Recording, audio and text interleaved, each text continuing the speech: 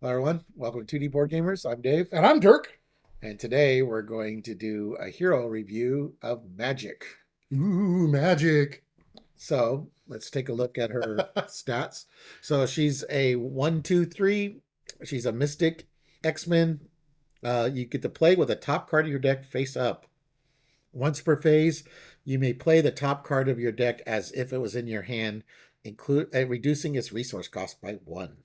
Alrighty, so that's actually right off the top. That's a pretty good thing because anytime you can reduce the cost of playing a card, that's a good thing. And then her alter ego. So her alter ego is she's got a recovery of 3. She's a mutant mystic, and whenever you change to hero form, you can choose a spell that's in your discard pile, and you can put it on top of your deck. You can do that once per round. So it's like Once per phase. oh, once per phase. Sorry, but yeah. So as she's flipping, then she can do that. So she gets to pick which card's there. Okay. Then we've got Colossus, her brother, Bjorter. 3 cost ally, 2 thwart, 2 attack, 3 hit points. He's an X-Men. Toughness. Interrupt. When an enemy attacks you, play Colossus from your hand, paying his resource costs, and declare him the defender without exhausting him. So you get to have him defend and knock the toughness off, and then And then he can turn around and turn around and activate. use them during the next hero phase. So that's cool. All right, next we've got a card called Limbo. It's a 1 cost support. It's Dimension, which is, I think that's the first time I remember seeing that keyword. But as a response, after the villain phase begins, you can exhaust Limbo and swap a card from the top of your deck with your hand, a card from your hand. So you can do that once as a response. Or as an action during your turn, you can exhaust Limbo and swap a card in your hand with the top card of your deck. So technically, you can do it twice. Oh wait, no, you have to exhaust Limbo. You can Yeah. still only do it once, but it can you can select the time that you do it. All right. Then we got a 2 cost upgrade, Magic's Crown. Magic gains steady while the top card of your deck has mental or wild resource icon. Magic gets +1 thwart. And of course, you get to play with your top card so you will know. And you got limbo that you can swap. So you can kind of manipulate this Yep. when you need the +1 thwart. All right, the next card we got here is called the Cell Sword. Now, I don't know why, but I keep wanting to call it, or I just actually did call it the Cell Sword. It's the Soul Sword. I never get the name right on this thing. But it is a 1 cost upgrade. It is a restricted weapon. It's unique. So, but also, whenever Magik uses her base, or Magic's basic attacks gain piercing. And then whenever the top card of her deck is either a strength or a wild resource, then she gets +1 to her attack. All right. Not sure if I mentioned the crown gives her steady. I'm not sure. I don't think I mentioned that. Oh yeah, I don't think you did, but Yeah. that's and did you do the +1 thwart? Yeah. Oh, okay. That I did. All right. So we also have another upgrade. 1 cost a mystical armor. It's armor. Magic gets retaliate 1, and then while the top card of your deck is an energy or wild, she gets +1 defense. Yep. Next, we've got a card called Scrying, which is a 0 cost event. It's a spell because she is a mystic, so she gets to play the spells. But you can look at the top 3 cards of your deck.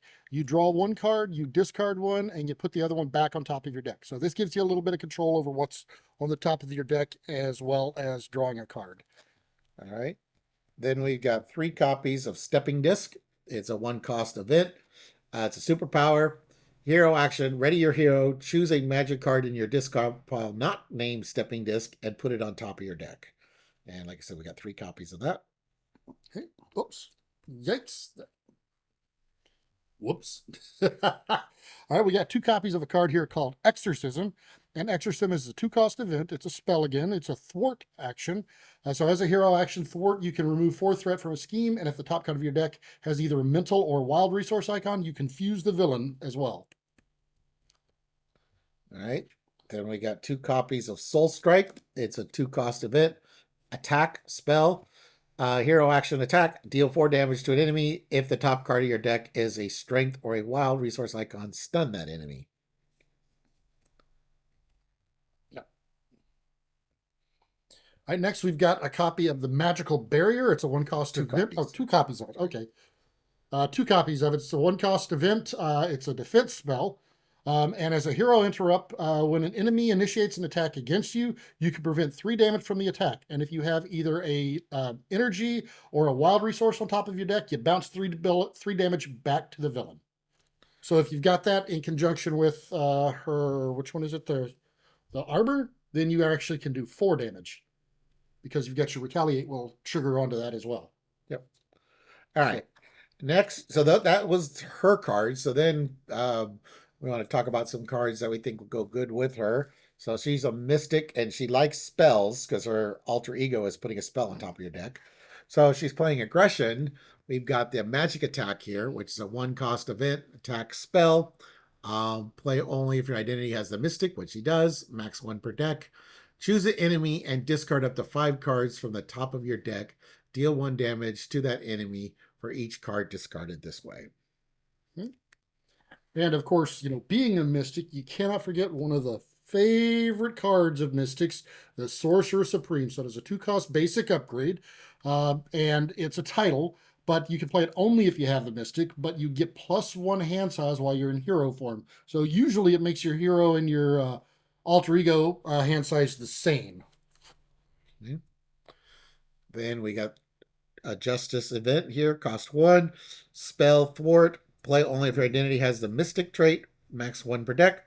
Choose a scheme and discard up to 4 cards from the top of your deck. Remove 1 threat from that scheme for each card discarded. Now, what I love is the fact that you get to choose the scheme, so it doesn't force you to do it off of the main scheme or a side scheme.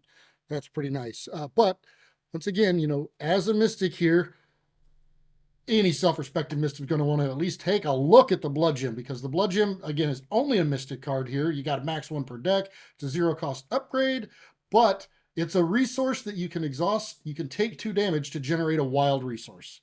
So you can use that for pretty much any color, and it gives a wild resource while it's in your hand. All right. Then for protection here, we got the shield spell. Defense spell, play only if your identity has a mystic trait, max 1 per deck. Hero interrupt defense, when you would take any amount of damage from an attack, discard that many cards from the top of your deck and prevent all damage from that attack. Well, and speaking of spells here, we got this basic spell here called Spiritual Meditation. So it's a 0 cost event, again, only playable with the mist from a mystic, but you can draw 2 cards and then you choose and discard one of those cards from, or not even one of those, choose and discard a card from your hand. So it can be any card. It does not have to be one of the 2 that you just drew. All right.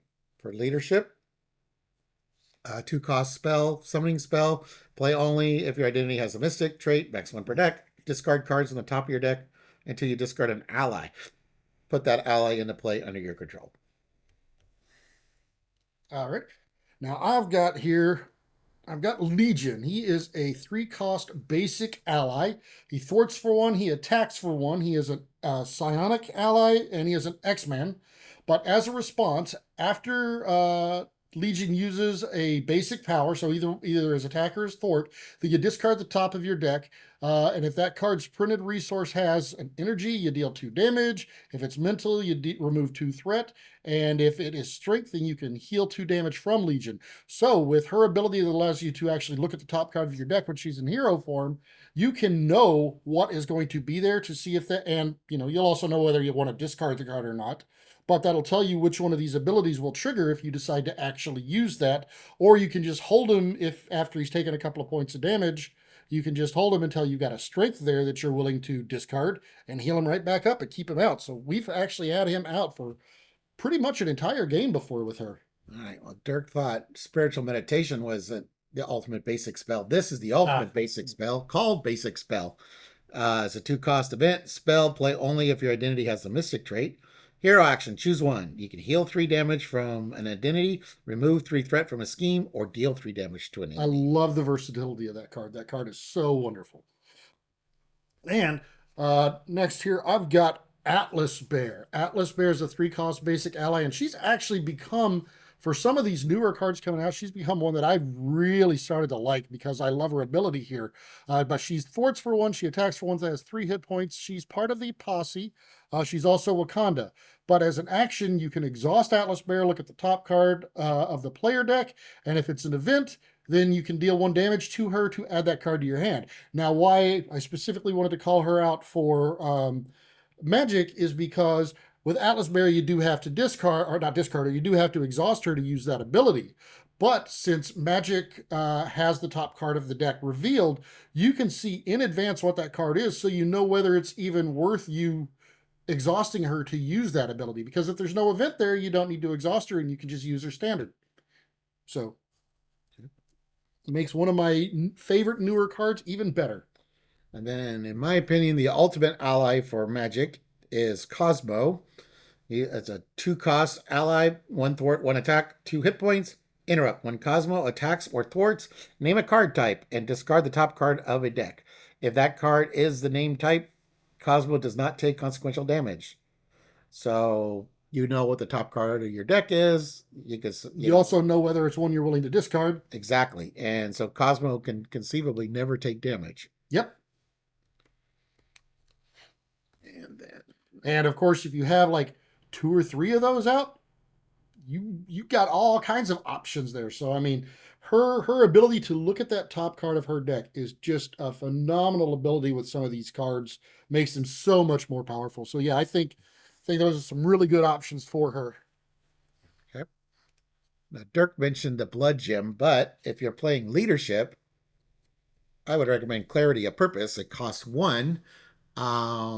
And you exhaust the card and take only 1 damage to generate a wild instead of 2 like the blood gem does. Or you can have both. But you can only do that one leadership. The blood gem does work with any aspect. That is true. That's what I'm saying. If you're playing as leadership, I would recommend Clarity of Purpose. Or if you have a leadership player that's willing to play it on you.